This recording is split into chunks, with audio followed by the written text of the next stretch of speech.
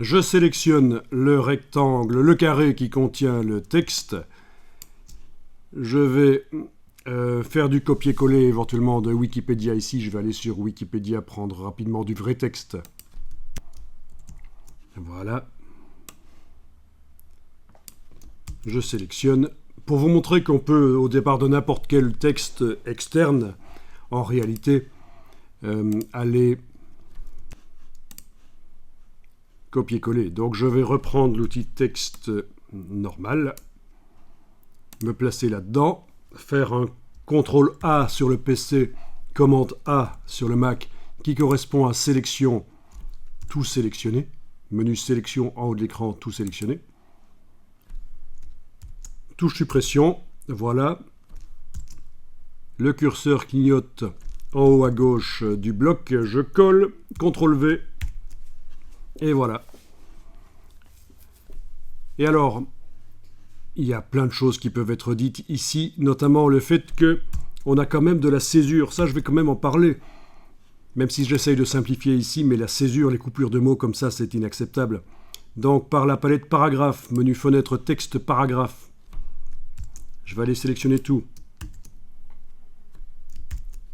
CTRL A, commande A. Dans le menu ici de la palette paragraphe, je vais aller jusque césure. Et je vais aller décocher la césure dans ce cas-ci, pour ne plus avoir les coupures de mots. Cas aperçu, je devrais voir directement derrière qu'il n'y a plus de coupures de mots, c'est parfait. Les coupures de mots, ça peut être bien, mais c'est souvent malvenu, ça se fait mal. Et sur du texte qui est là aussi grand que ça, c'est un peu malvenu. D'ailleurs, la dimension du texte ici, par la palette caractères, vous pourriez la réduire un peu. Quelle est la dimension qu'il faut donner? Ça dépend de ce que vous voulez faire comme mise en page, bien sûr. Voilà. Faites attention quand vous avez un dégradé à ce qu'il ne soit pas trop foncé derrière là où se trouve le texte, sinon bien sûr ça va être pénible pour lire.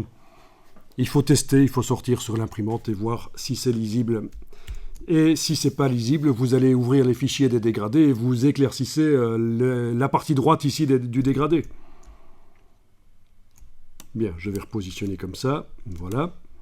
Alors, si je veux que le bloc texte soit plus petit, bien sûr, je ne vais pas pouvoir prendre l'outil de transformation manuelle, la poignée du bas et la remonter.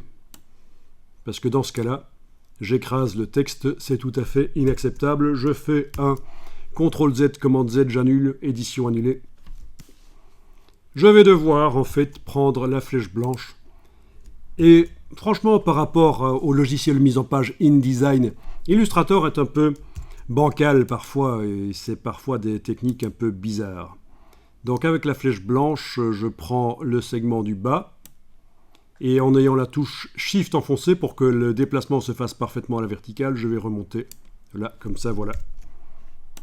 Si je voulais un encadrement autour du texte ici, il faudrait que j'aille faire un bloc avec un fond transparent et un contour noir.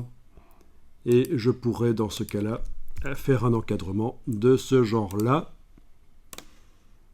Voilà. Mais est-ce qu'il faut encadrer ? Est-ce que c'est bien d'encadrer? Est-ce que ça sert à quelque chose? C'est ça la question qu'il faut se poser. C'est comme les titres.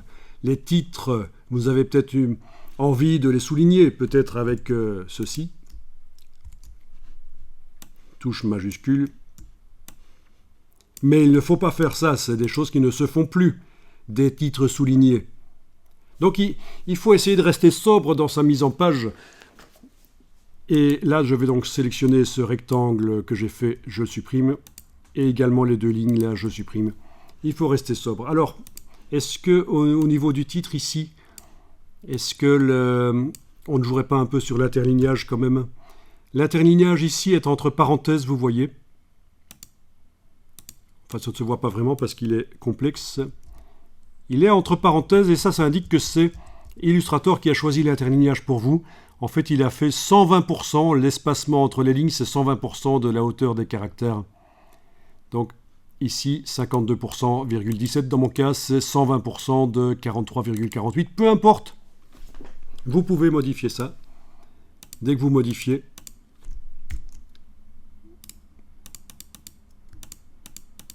Alors ça ne fonctionne plus parce que le titre... Si, ça va fonctionner ici. Il m'a fait un truc bizarre, je vais dans le petit menu ici à côté, remettre la valeur qu'il faut. Il n'est pas interdit de faire le titre aussi dans un bloc, ce qui n'est pas le cas ici en fait. Hein. Ok, voyons un peu ça. Ok, ça a l'air de fonctionner comme ça devrait maintenant.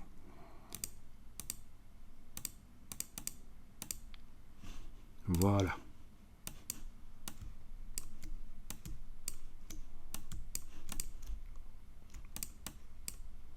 Bien. Ah oui, avec la flèche blanche, je pourrais modifier les proportions du rectangle, du carré. Oui, du rectangle maintenant, c'est un rectangle. En prenant le bord ici, touche majuscule, je bouge, et voilà. Alors on fait attention à ne pas faire des lignes trop longues, parce que c'est difficile à lire, les lignes trop longues. Mais bon, dans un petit document avec peu de texte, c'est peut-être acceptable. CTRL Z, j'essaie de déplacer le rectangle, mais avec la flèche blanche, alors ça me fait quelque chose comme ça. J'annule. Avec la flèche noire, si je veux le déplacer. Voilà. Faites bien attention, là je pense que le dégradé est un peu trop sombre, il faudra faire vraiment attention à ça. Il faut que ça reste facile à lire. Bon, alors là je vais reprendre la flèche blanche et aller sur le bord parce que il est quand même trop large. CTRL Z, pourquoi ça n'a pas fonctionné? Je clique à côté, je reclique sur le bord, avec la touche majuscule, je modifie, voilà, je repositionne avec la flèche noire. Enfin, c'est toute une gymnastique pour arriver à faire le texte correctement comme on veut, voilà. Et alors, ce qui peut être intéressant, c'est de faire des styles paragraphes. Parce que oui, on pourrait copier-coller ces deux blocs, non, cette ligne et ce bloc. On pourrait les copier-coller vers les autres pages par le menu édition, coller sur place.